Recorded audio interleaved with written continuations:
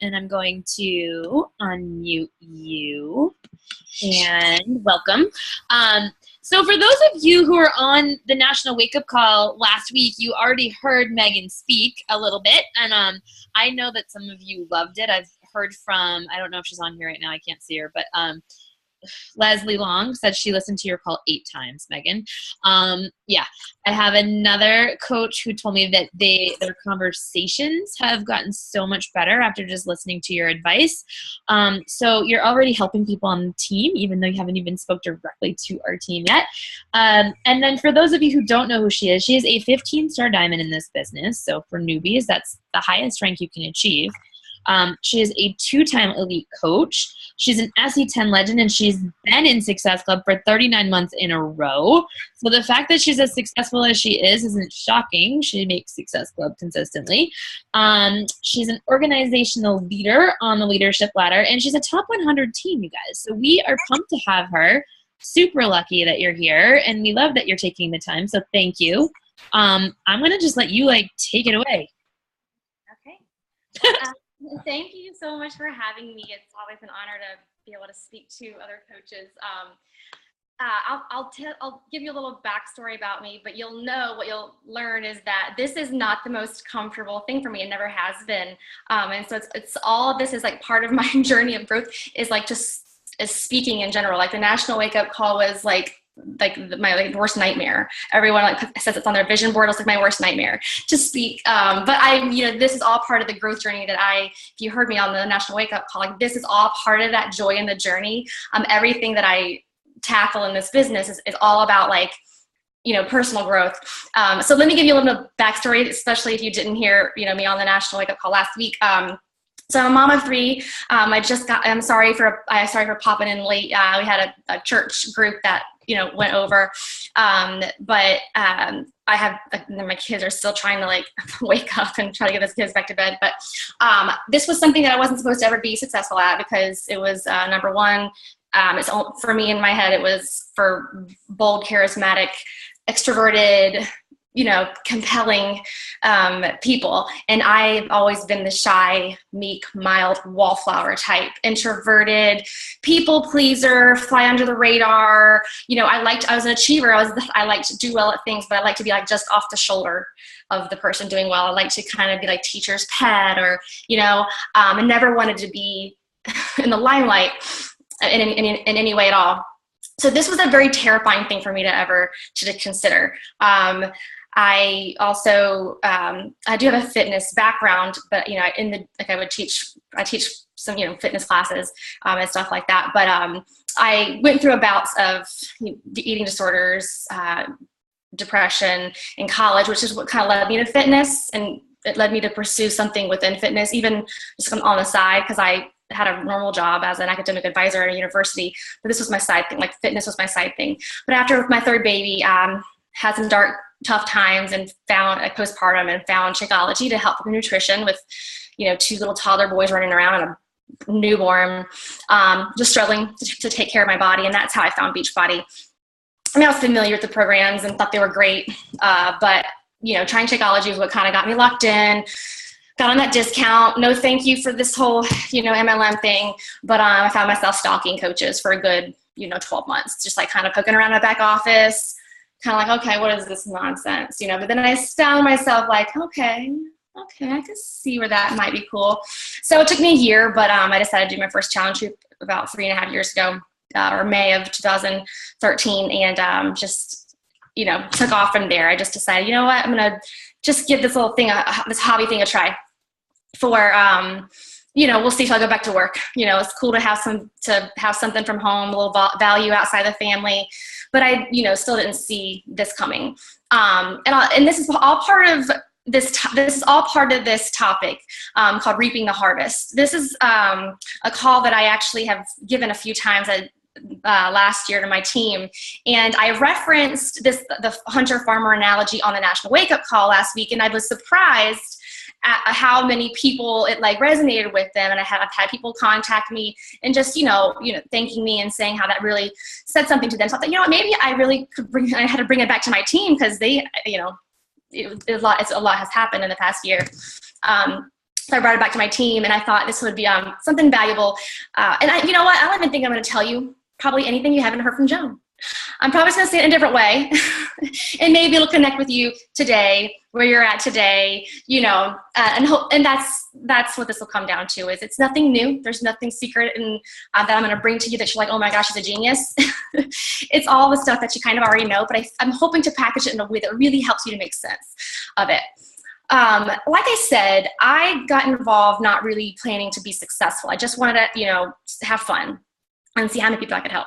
And so I was starting to hit Success Club, and I was having that happen every month. But every month I was kind of like not sure if I would, you know, like it was still like always like, oh, is this going to be the month I totally like blow it? I don't know. You know, so about 5, 6, 7 months in, like I'm doing okay.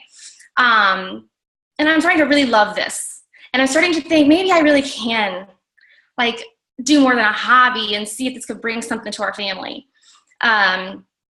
Then I started to watch other coaches and see some really aggressive marketing, and see some things that, and seeing some of these people actually have some success. I would see like, these big challenge pack numbers or whatever. So I start, you know, rookie mistake. So I started peeking outside my own, you know, blinders. That was my rookie mistake number 1, as I started paying attention to other people. But that's what I did, rookie mistake. And I started to see certain people, you know, I was kind of keeping my eyes on, and I got really overwhelmed one day and frustrated, and I started crying to my husband. I was like, no, I really love this. I feel like this is like right for me. And I think I want to like, you know, see where this can go, but like, I can't do what these people are doing. How could I ever be successful? Like, if that's what it takes, I can't do that kind of stuff. And he's like, dear, he like kind of, it's my husband's, I'm giving him credit because he's going to make sure I do. He said, dear, that's because you're a farmer and you're not a hunter. And I was like, what? And so he, you know, went on to explain this. And I'll give you my husband's like street cred. He actually, he's in the business of raising millions and millions of dollars for universities. That's his thing. He's in development advancement. He's been college athletics for years, and then he's moved into college medicine. And he is, and I used to always say to him, I don't know how you ask for money. That's like so icky. It's so weird. Like and he would always say to me, Meghan, I don't ask for money. I build relationships. I'm like, okay. And I would always say like, all right, whatever. But he would say that all the time. And if you were to meet my husband, he's like the nicest guy you've ever met. Like you would never think he's just like such a likable guy. And so now that I was like doing this business, I was like, oh, okay, now I get it. He's in the business of building relationships. He's in the business of meeting people's needs. And so when he said these things to me and he like comforted me, like I was like, I actually like could listen and hear him, because he somehow manages to do this very successfully. And he said, you know, what you're doing is exactly the right thing. It's like, you just need to stay confident in who you are and what you're doing, because it's going to bring you long-term success. And so that's kind of, from then on, I really started to look at, okay, I am a farmer. What does that look like? And I've just continued to take that approach, and it's just grown my business so exponentially. Like Success Club is now easy. You know, I don't even think about Success Club anymore because I've farmed. I've always been a farmer, and that's what I want for my team. And I know that's what Joan wants for you guys to never sweat numbers and to never feel like you're having to be a hunter. And I'm sure none of you do either. So if, you know, I'll kind of a little brief summary of some of the things I mentioned on the National Wake Up Call.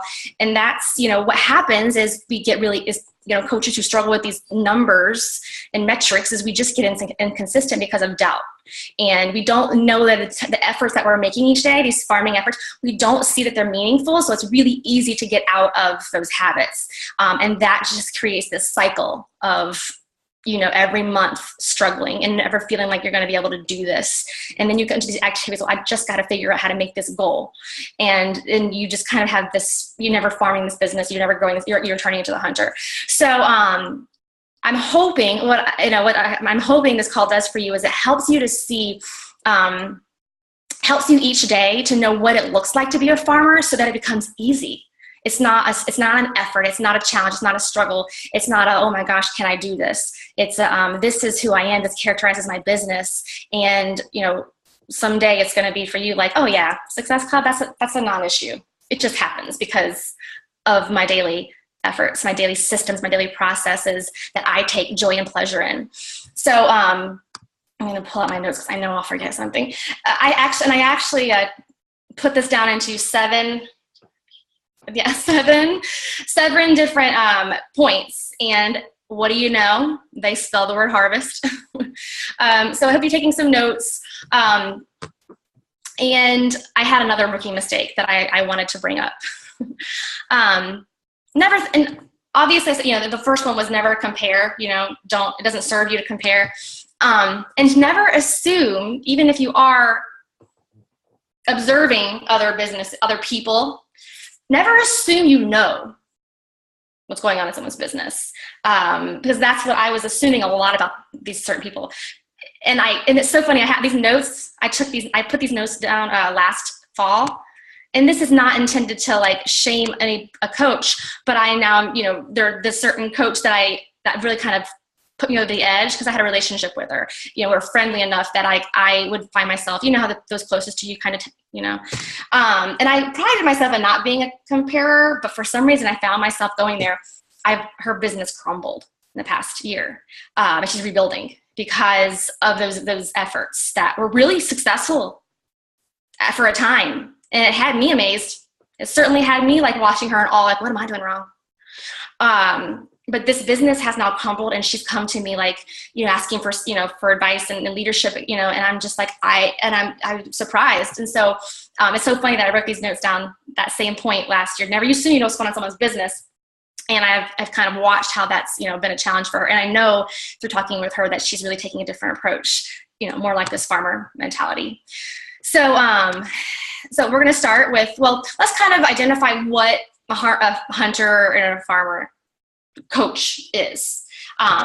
So this, what this looks like. I'm sure you do. The hunter coach is very aggressive. You see the almost desperate attempts on social media to last call, all those kind of things. And like I said, they can achieve some success. They can have some kind of the accolades and the recognition, the trips and the ranks and all that stuff. But these are the type of people that they tend to still struggle. They're going to struggle throughout seasons. And some people really thrive on this. I'm not the type, and I don't think most coaches are, but there are people who really thrive at that. Like they really get a kick, they get a lot of excitement out of the hunt and out of the sales. And there's nothing wrong with being a salesperson. But what happens with these businesses is their coaches don't stay engaged. Their customers drop off. These are the coaches. And if you're finding yourself hunting every week, a month, you're going to see this too. You're going to have coaches and customers who aren't engaged, who don't stay on product, who don't understand the value of what they're doing. And it's not going to last. You're not going to build a long-term sustainable business that way. The hunter has to keep going out and looking for the bounty. It's a stressful way to live. And that's why most coaches who find themselves in this cycle, they quit because you just can't keep that up. But the farmer coach, they grow, they plant, they nurture, they're a student of their crop. The farmer coach, it's the daily activity every day that may not reap immediate reward, but they have in mind the greater goal, and they stay consistent even when they don't see the instant results, and they make adjustments for the seasons. Like we know during certain times of year, the farmers, they're going to be ahead of the game. They're going to make, they know, okay, this is the holiday season. How am I going to set my month up so that I can stay ahead of what I know happens with people's mindsets around this time of year? They get up even when they don't want to. That farmer's not tooling around in a shed, aka scrolling on Facebook. They get up the days they don't want to, and they get out there each day. And they know, the farmer coach knows, that their paycheck on Thursday is not reflecting their effort the previous week. Honestly, my best coaches are these farmer coaches. And I've watched them go from hunter to farmer, and see that change in like the business, and coming to me saying, oh my gosh, Meghan, I can't believe I got Success Club 10. And these are like people that I talked to like 3, 4, 5 months ago. And that's so rewarding to see when people see like their harvest. It's like, look what I did, this happened. And I'm sure some of you know what that feels like when you're like, where did that come from? It was that investment that you made. however many months ago. So the first letter, harvest, is H. And so what we're going to talk about with H is the number one thing you have to do is to hold on to your why to know your how. Your how you work our business each day is determined by our why. Most of my coaches, and I'm assuming most of you, come in with, well, I don't want to be a salesperson. And what does your coach tell you? Well, you don't have to be a salesperson. And you're like, okay, I believe you. And so you join, but then I see it all the time. I really don't want to be a salesperson. Okay, don't. And then they're a salesperson. I'm like, what happened? I don't get it. There's just something that they just don't understand, that how has to be determined by your why. I'm sure you guys came in to help people. I'm sure you guys had these big earth-shattering whys. Some of you don't. I didn't have one. But I had a real desire to help people. That was in my heart. I just wanted to make a difference. That's all it came from in the beginning. It's evolved massively since then. But at that time in my life, it was, I just love this. This is fulfilling. I just want to serve people. And so that why determined my how. That meant I'm not going to be a salesperson. I'm not going to be sending mass emails, mass messages, making desperate social media posts. I didn't even think I was going to make a significant income doing it that way. I mean, I didn't at all. But you're not going to be aiming at targets. Even if your why is money, you're not going to be aiming at targets. You're going to be holding on to your why to know your how. So we'll get more into that a little bit later. A, we need to be accountable to our farming activities. There's many ways that you can do this, and I really encourage you to create some kind of accountability around your farming activities, what are your farming activities? Your vital behaviors. Your 4 vital behaviors are essentially your farming activities. I don't know if that's an alarm on your phone during your work hours. I mentioned my little weekly schedule that has times on it. I don't know if it's your success partner.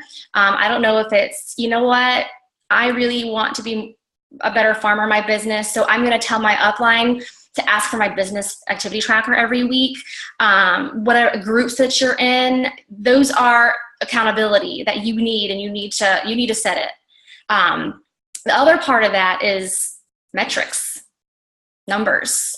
For those of you who are scared of numbers, the Pearl personalities, the warm fuzzy types like I was, who shy away from aiming for goals. You're like, I just want to help people. I just love people. I want to just help.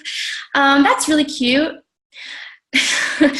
But you really have to give yourself a target. You really have to give yourself a target to hold yourself to a standard of helping people. When you say that to yourself, you're not giving yourself a motivation for excellence. Right? And I'm so not a numbers person. I didn't like a number holding me accountable or judging me. I so wanted to oppose it. Like, I even remember saying, when I heard about Success Club, I was like, I don't have an upline. She's there. I mean, she just doesn't work. So I kind of would hear about things.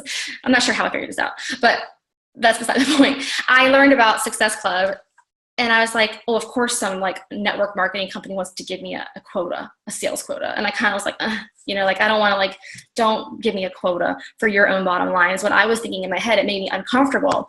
But then I realized wait a minute, Megan, you said you wanted to help as many people as possible, right? You have a lot of people that you could help, or there are people out there that you could reach. If you say that, then put your money where your mouth is. Hold yourself accountable to that by giving yourself a target. And that's what Success Club is. That's what ranks are. And I encourage you to look at them that way rather than something that measures your value or your success.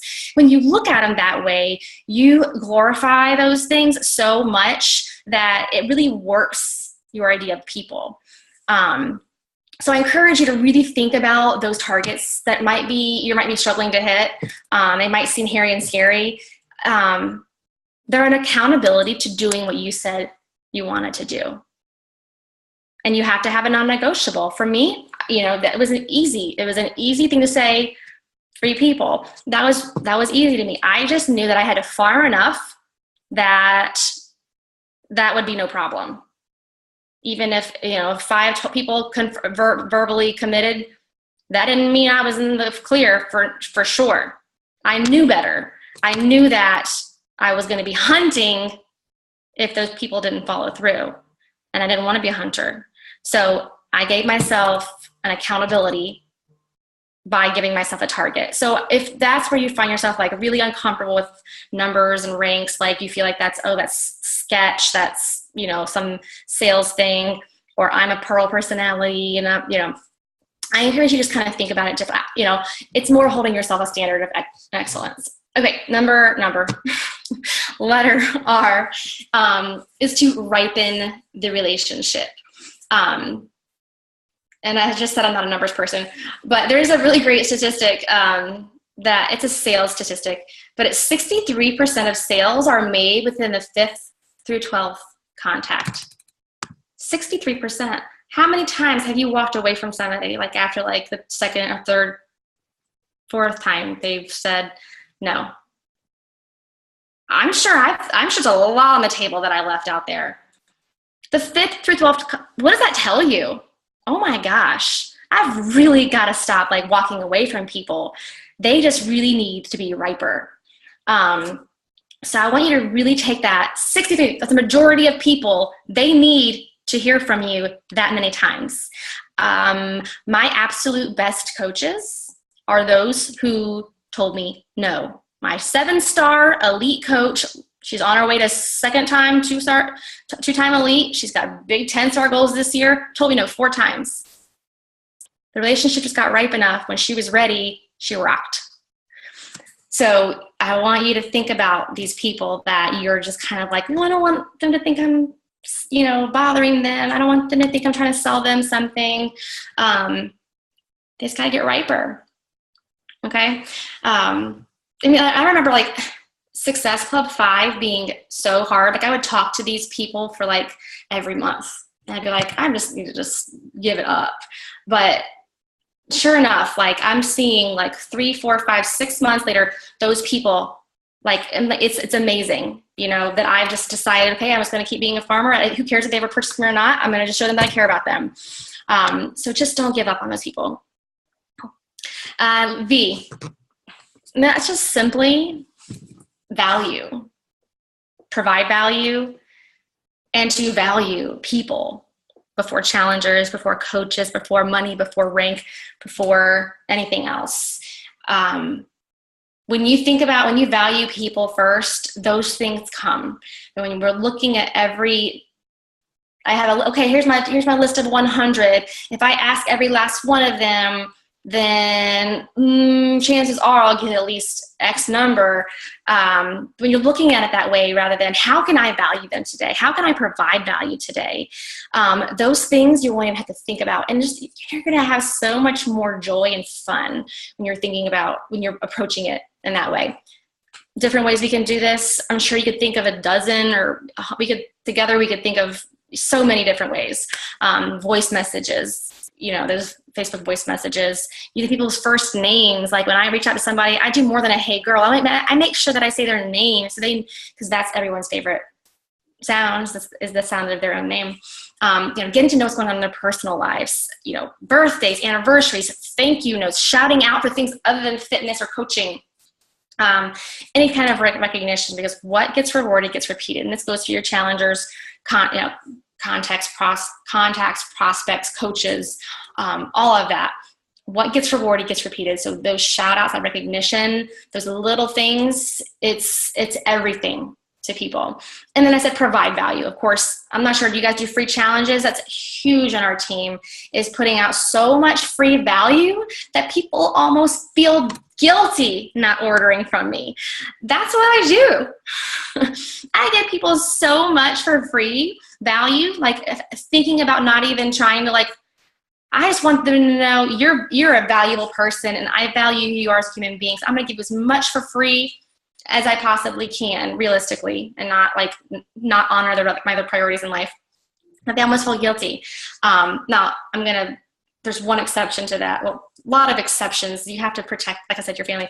My coaches kind of get this off a little bit backwards when it comes to free challenges. They don't hold people accountable in their free challenges by letting them in with not actually participating, like not expecting photos, not expecting them to check in. Like, no, you're gone if you don't, because that's me loving you and giving you accountability for the first time in your life. That's not me saying, oh, you're not going to play my way, then I'm going to boot you.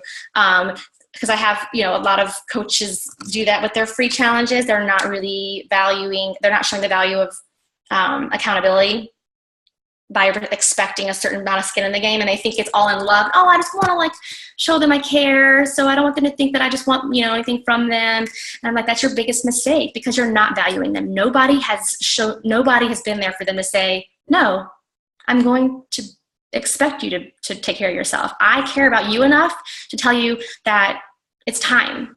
So that's my I try to put that clarification on that one, as giving out so much free value is people need accountability. That's basically what we're selling here.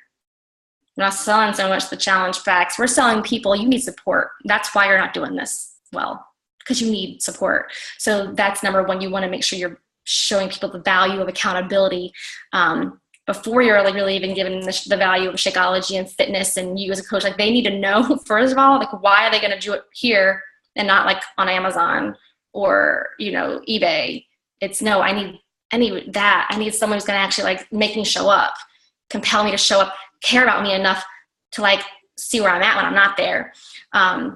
So that's kind of my disclaimer on that statement of just giving so much away for free. But this is in providing value in terms of your team, to sharing resources, newsletters, training systems. I'm sure your coach does that. The flip side of that is giving so much that people are never accountable to being independent of you. That is also very much showing them how much you value them and love them. Does that make sense? That differentiation? It's a really, really, really hard thing for coaches to understand and grasp, because we just want to give so much. We figured something out. I think as when we become new leaders too, we have a coach on our team and we know how to hit success cups. We're like, oh my gosh, I want to help them do this. I figured out the system, or I've figured out. So I'm gonna make them, I'm gonna help them. And then we just overdo it. We help so much. We spoon feed everybody. Because we're just feeling so yay, I finally got something done. I can show someone how to do this. But remember that ultimately it's our job to make people the heroes of their story. And so there's that balance in providing value and then providing them an opportunity to value themselves and realize, no, I'm the hero. Not Megan's an amazing coach because she gives me all the tools every day that I need them. No, I'm amazing because I took these tools and I ran with them. I'm going to pick on someone's name. Kim, she's such an amazing coach. She showed up for me every day. She texted me when I didn't show up every Sunday, whatever. She's no, you want someone to say, Kim, thank you so much for empowering me, for showing me how awesome I am. That's what you want. So be careful, as we are givers generally in this business, is we give so much that we don't allow people to become the hero of their own story. All right, that was E. S is to, nope, that was B. E, that's why I need notes, guys.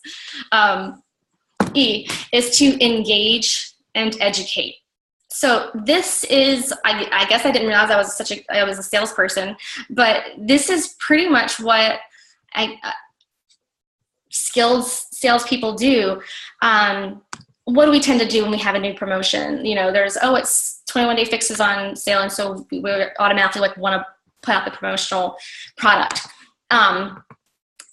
It's really important that we are learning everything about someone's lifestyle, their challenges, their struggles, what they've done in the past. We've really got to engage first and let them talk. The more you get somebody just vomiting information and stuff to you, really give them the opportunity to put it all out there. That shows them that you're listening, first of all, but second of all, you get to learn so much more that you're oh, you know what, that's not going to be the best product for them. So what I do is I educate people so well that I'm hardly ever even suggesting something. My goal is to make them choose it.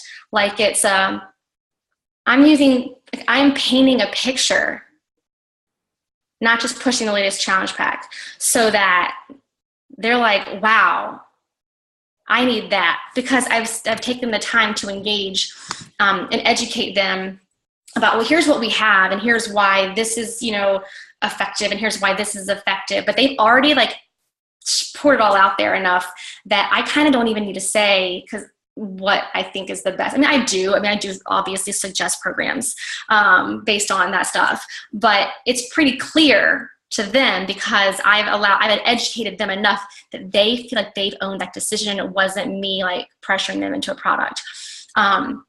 This is all farming. A hunter is going to do whatever it takes to get the shortcut from A to B. And that might work well for you short term, but that person is not going to be engaged long term. Okay. You want loyalty from your customers and your coaches. That's because we all want this to go on forever, right? We don't want this to ever like dry up. That's what gives you long-term sustainable growth. S is to sow the seeds. Sow means to scatter over the land. So planting seeds, what does that look like? Social media is one big way we plant seeds. Obviously, the conversations that we're having with people, behind the scenes. But social media is a big way that we sow seeds, we scatter them, we plant them. If I were to go to your page today, if I were to like take an audit of your pages, would I have any idea that you're a coach, or would I have any idea that I could be a coach too? Would I have any idea what it's done for you? That you've had a physical transformation, that a product has changed your lifestyle or your life. Do a little audit after this call. It's like, am I planting enough seeds? Like, am I really, if I were to scroll through, you take a lot for granted. I remember like getting really frustrated after a few months. I had been drinking Shakeology for 12 months before coaching. I was addicted. My husband was addicted. I took for granted how awesome Shakeology was, and I was not really planting seeds of how valuable it was. And so I was having a really hard time, like when I had some people like dropping off product, and not all your discount coaches who had, hold me off, I've got 3 bags. I'm like, why? In my head, I'm like, that's ridiculous. I had not done a good job of planting seeds of the value of it. I had just taken it for granted. I just assumed people knew. And you might even assume, well, doesn't everybody know my Beachbody coach? No, they don't. And just because it was on your page once a week doesn't mean they saw it. You've got to, be really careful about just assuming that one seed took any kind of root. You've got to be in a definite habit of keeping those intentional.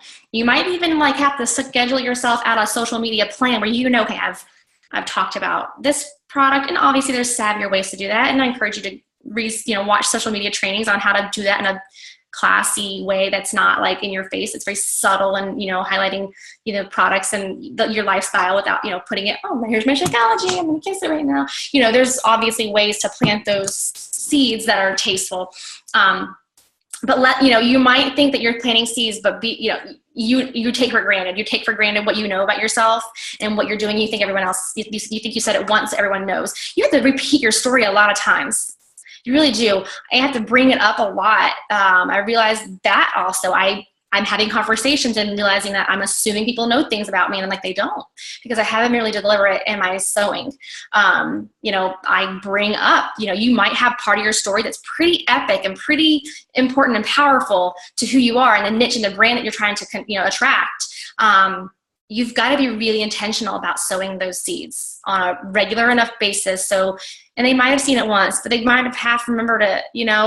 People need to see things. They've got to take root. These seeds have to take root. All right. So we're scattering the seeds. It's like the difference is people who just put up these stock images or these, whatever, and it's just like logos of the products or whatever. It's just like, that's just like an aiming and firing, it's just, that's kind of the alternative. Or you're putting up, a 5-day clean eating challenge, a free challenge, or you're putting up the health bet challenge. And it's a little bit out of the blue for a lot of people. because they don't get to see everything you think they see on, on social media. Okay.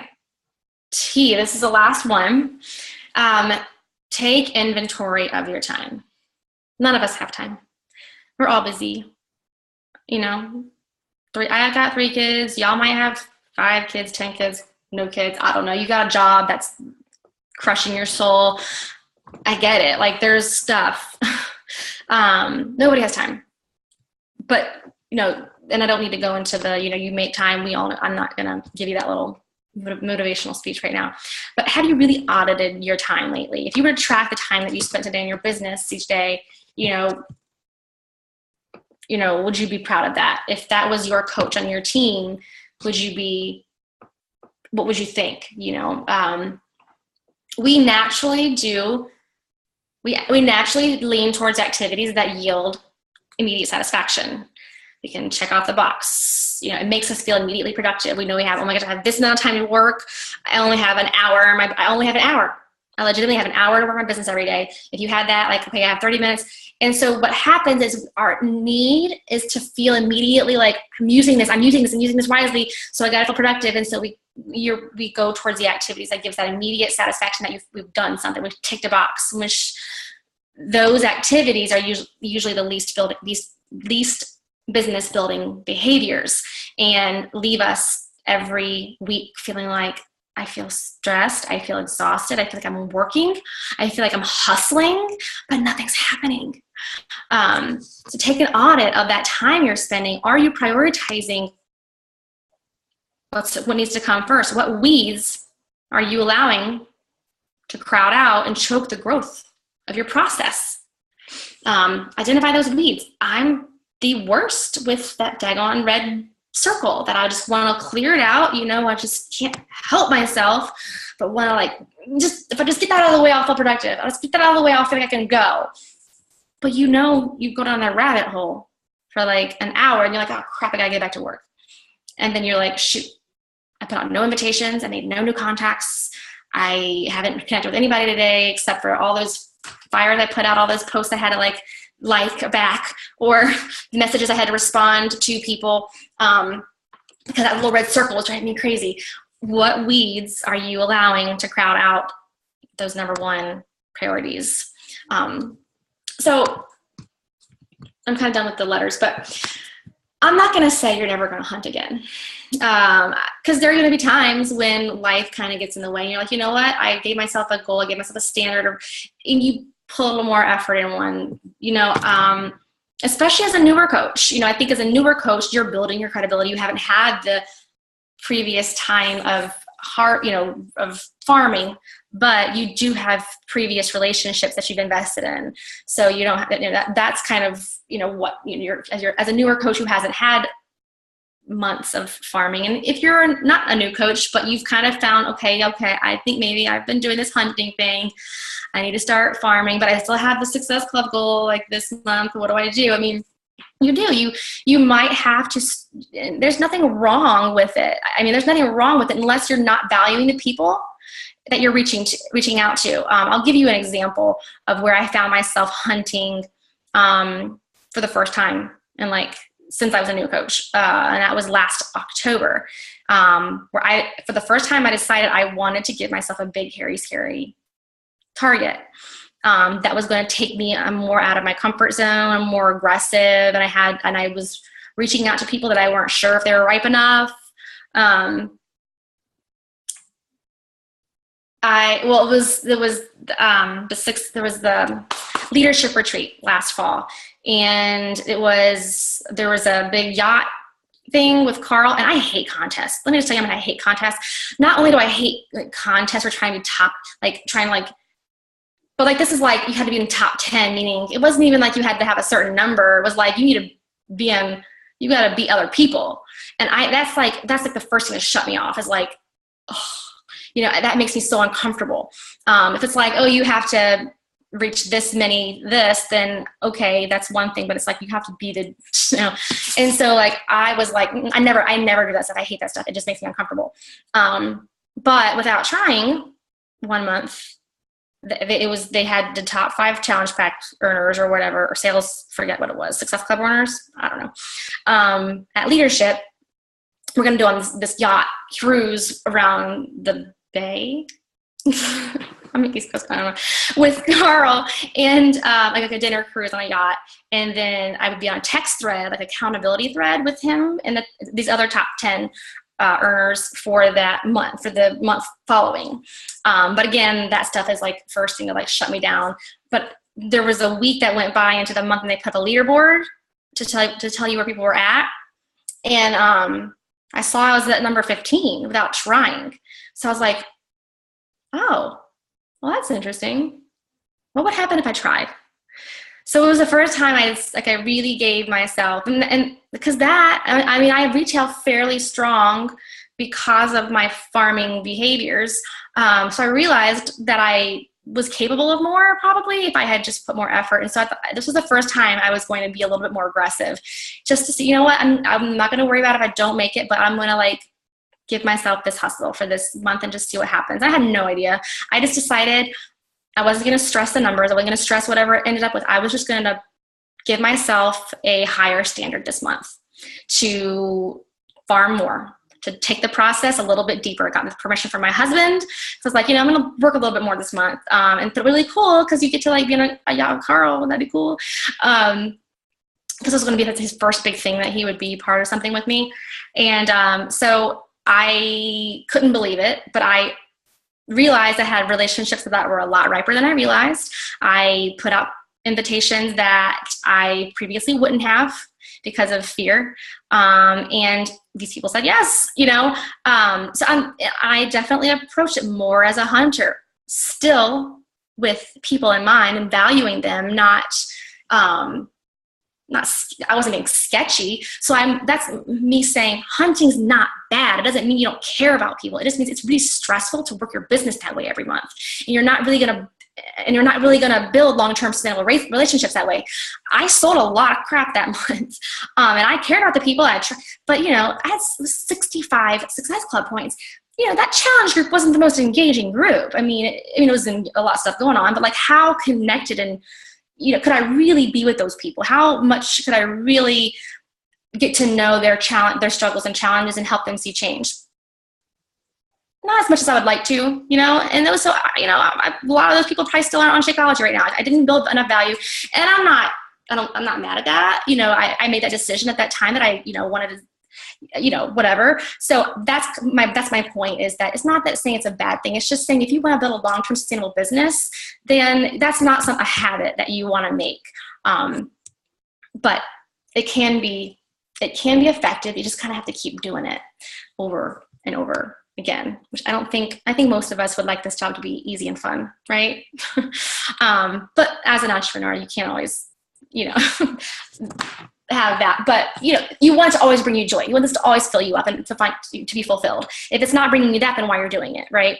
And that's what you can do as a farmer coach. So I'll just in closing just say, I know that coaching does attract better farmers than hunters, but we get really distracted by the recognition, the leaderboards, other coaches, or we start and stop and lose momentum, and then the crops haven't been nurtured and fertilized, so they don't yield much, and then we find ourselves, you know, hunting and think it's not cut out for us. And you don't want that to be you. You want to, you know, and that's something that I tell my team is, you know, you can't ever say this is not for you until you've trusted the process for a good, like, 90 days to 6 months.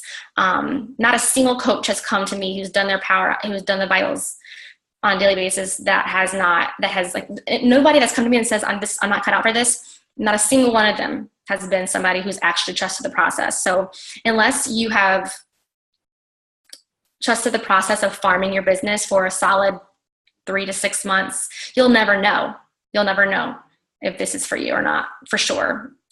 So definitely give yourself that time and more to invest in people and invest in the process and invest in farming your business, because by that point, it won't be a thought in your head, because they're going to see so much coming back to you that you're just going to be so fulfilled and so rewarded that you know, this is for you forever. So, and that's what we all want, right? Just have peace, that we're where we belong and that we can do this sustainably. So that's it. That's all I got. Does anybody have any questions? I love it. I took so many notes. Yeah, if you guys have questions, go ahead and throw them up in the chat area, and we can ask a few. Open it up. She said, I know that I need to stop scrolling and wasting my time, but how do you balance engaging and getting to know people without wasting time? Good question. I just make sure that I'm prioritizing, first things first. Like, I know that if I want to have a business that's continuing to grow, I have to, number one, have new contacts every day. Like, if I'm prioritizing the vital behaviors, number one has to be new contacts before I even message the people who messaged me. Even if they're coaches or challengers, they can't feel like they're my number one priority either. So number one is I'm always growing my network.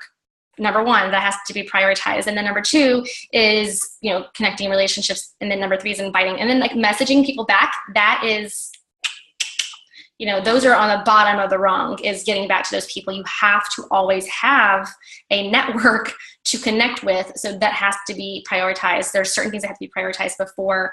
And that's not to say that going through the newsfeed and liking and commenting is a bad thing. It just can't be at the expense of those primary vitals. It's hard to do. You have to really discipline yourself to ignore that red dot and just say, nope, I got my new contacts. I totally agree. Yeah. I mean, you get to know them by starting new conversations with them. You take that minute, jot down whatever, the 5 new people you want to talk to that day, and then go directly to their profile page, look at what they've got going on, start their conversation based on what they're doing, instead of just looking in your newsfeed where it's just going to suck your time. Big, giant time suck.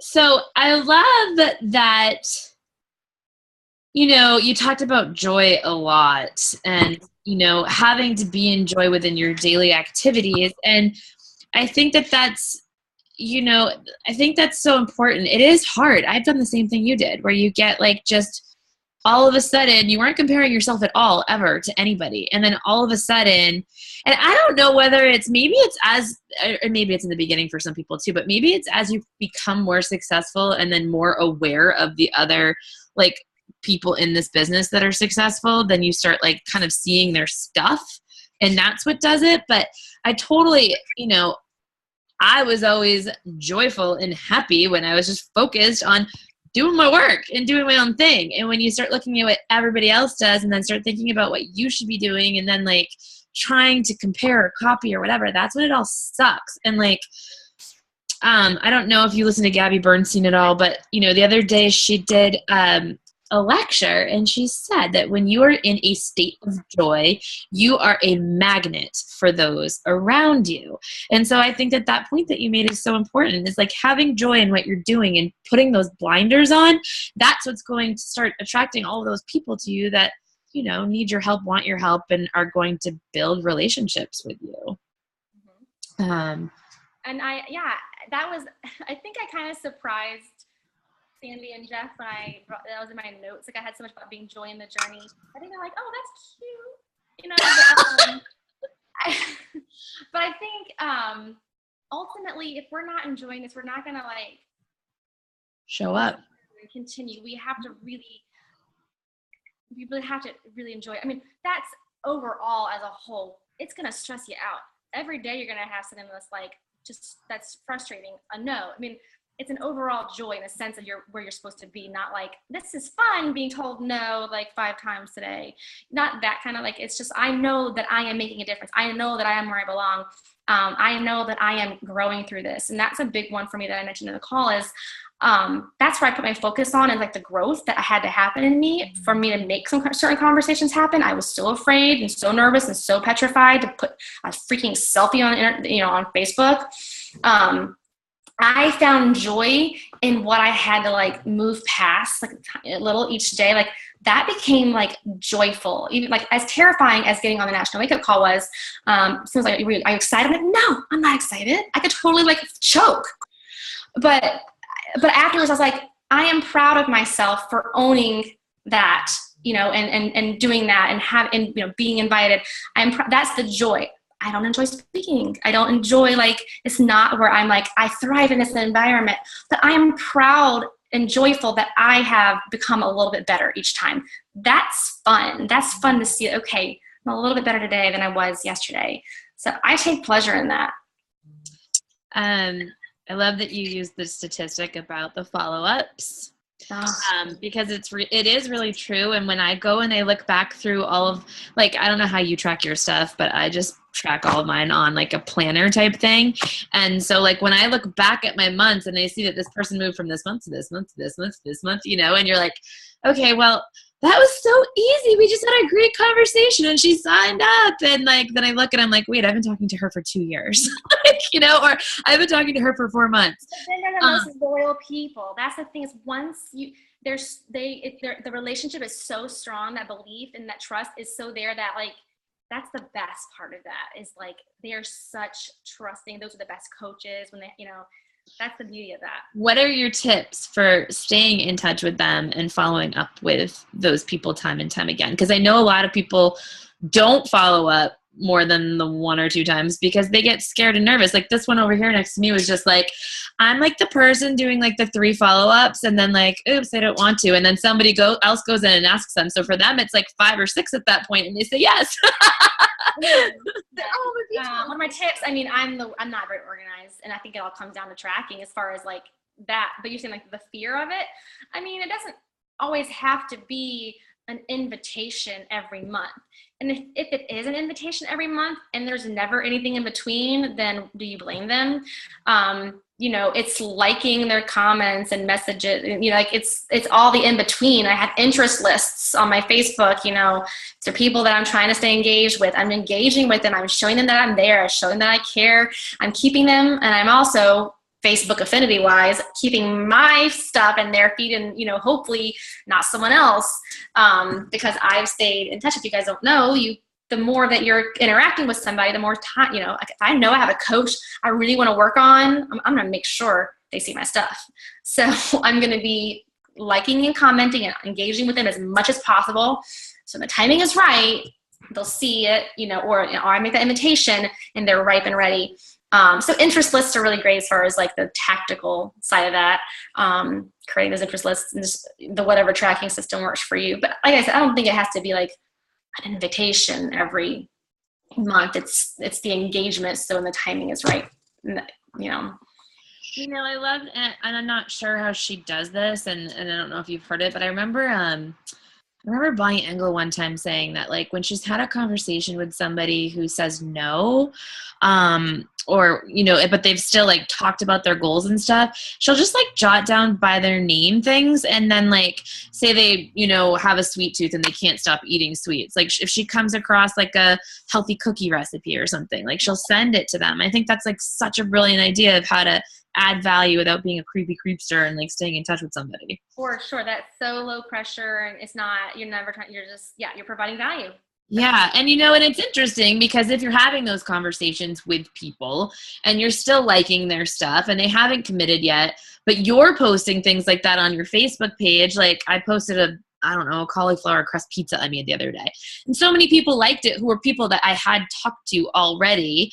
But I just messaged them and was like, do you want the recipe? Like, you should totally try this. It was freaking delicious. And that's like, yeah, I mean, those are just the normal ways to stay in touch. You said that you realized that you weren't planting enough seeds when it came to the value of Shakeology. And that's something that even I find myself doing. So to start doing so, how do you without because I feel like it's really easy to share your workouts. It's like, here, look at me working out. But when you're talking about a shake that you have to buy to drink to be healthy, how do you go about sharing that in a way that doesn't come off as hunter's salesy? Yeah. You know, the general posts that will include Shakeology, I will reference the energy that I'm feeling from it. The post is not just me saying, I'm getting energy from this item. It is in the context of something related to my brand or my day. You know, I'm probably running off to somewhere with a child and I'm late and I'm grabbing a shake. So there's, I wish I had some like examples to show you, but it is secondary to the value that I'm providing them. But I'm mentioning the energy. I'm mentioning, oh, there's spinach in here, there's chia in here. So I'm mentioning these things. I'm like, that's interesting. Like, that's not protein then. That's not just protein. That means there's something more to that. That's a plant, it's a seed of, that's a little different. Mm-hmm. And so when there's a challenge group or something and they, you have people who will buy a challenge pack and they're like, oh, you said that's part of it, so I'll take your Shakeology stuff. It's a good deal. So they don't know the value of Shakeology right there. So my challenge groups, I'm like highlighting ingredients. I'm making sure people know you're putting some amazing stuff in your body right now. Be proud of that. So I'm making sure that I'm highlighting the ingredients and reminding people, what this stuff is doing for you. So it's just those subtle reminders. You don't have to say 70 plus superfoods, the digestive enzymes in this. You don't have to give it the whole like spiel every time. It's just little things, tiny little subtle seeds that it's piqued their interest enough to know that it's something different. Mm-hmm. And so when you do have a conversation with them, or it might open the conversation that you might otherwise not have. So. Right. Very good. Awesome. Well, even just listening to you say that just made me come up with ideas. Yeah, no, I was just thinking of things to do. Like, I'm like, oh, why didn't I post? I have people who like fight me. Like, they fight me on the Shakeology piece. And I'm like, just do it. Like, it comes with a 30-day money back guarantee. You can drink it every single day and I will help you send it back. And then it's the same people who fought me on it that are like, my bag's about to run out. Like, is the other one coming soon? Because I can't run out of this bag of whatever. And it's the moms that are like, oh my God, I can pop out of bed now and I'm not like exhausted, or like all of that stuff. And so it is like, those are things that I should be talking about, but I don't. We take it for granted. We take it for granted because we are so like drinking the Kool-Aid. You just do it. Think about it. We can think about it. You don't already know? That's amazing. Like, how do you not already know? Like, does everybody know? No. I know. All right. And then one last question for you, because I know it's getting late.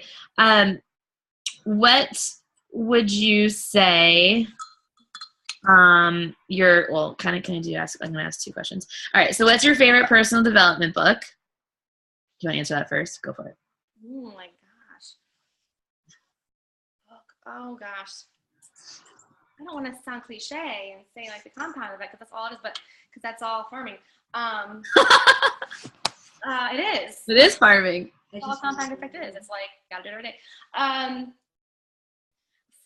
tell you what made the biggest impact on me at the time. I mean, I'm not sure it's the best book, but for me, when I read Start by John Acuff, it's not the best book probably, but it was one that when I read it, at the time I read it, was like what I needed to like go. It really helped me to see past some fears that I still hadn't overcome. And it's light and funny enough, an easy enough read for like especially for a newer coach who isn't like super nerded out on PD like I've become now. Like, I'm like, oh, Michael Hyatt every day. I'm like Darren Daly, now I'm a nerd about it. But like then I was still kind of like not wanting to do PD. And I was, that was the one that kind of like got me over my hump. So I'll go with Start by John Acuff. And your biggest piece of advice to like a brand new coach? That's one. Okay. There's no right way. My biggest challenge as a leader is that I want my coaches to have every opportunity they can to see how amazing they are. And I had that in naturally because I didn't have support. I had to figure it out. I had it'll be there when I'm ready. So for a brand new coach, I want you to forget the fact that you have a great team that's elite and has all these resources and is amazing. Forget about that, because what that's going to do to you is it's going to make you wait until you're ready. When you're ready, you're going to hold back until you're ready. So that's going to be hard to do because it's there. It's like a safety net. It's like, oh, I'll next month, I'll get serious. Because, my upline's going to be that, business is going to be that, those resources, that file section, that website, that's all going to be there for me. I think I've become the most successful because it wasn't there. And I had to go out and be ready. And if I wanted to be ready, I had to like go figure out somehow. So, and also to not think there's just one right way. Take these systems that are there for you. You run with those, and you don't remember them at the wheel if you don't have to, for sure. But don't follow them so blindly that you don't remember that you have something to give. It's not the system that makes it successful. It's you. And so I think that's the other thing is people just want to do it perfectly. There's no right way. There's really not. I mean, there's some best practices your coach will, but if you're helping people, like, how would you, like, if I have a question from a coach, they want, like, how would you do it if I didn't tell you? Ask yourself that first before you come to me. Like, how would you do it if I didn't tell you how to do it?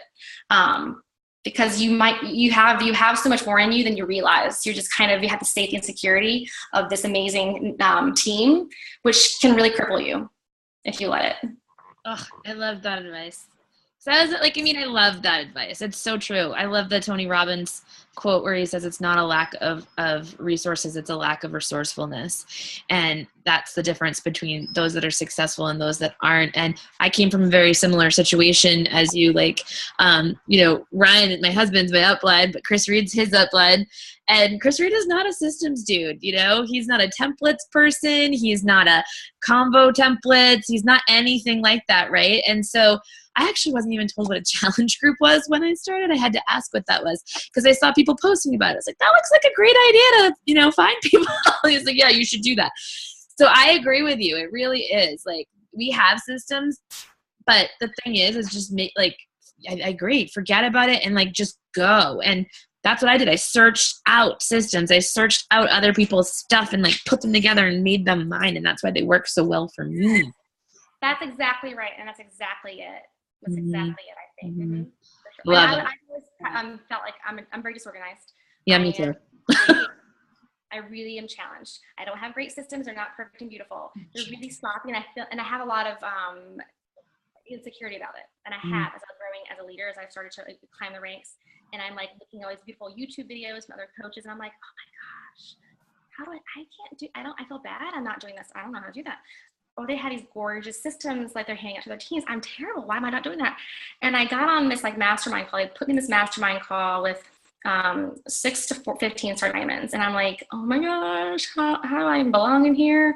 And all these people that I've actually become more successful than, and I realized that I think we think we have to give such clear-cut systems, our coaches don't blossom because they really haven't. And so I realized that my disorganization has been probably a blessing because they're just sloppy enough that they're like, well, I better go figure this out myself because she's certainly not know what she's doing.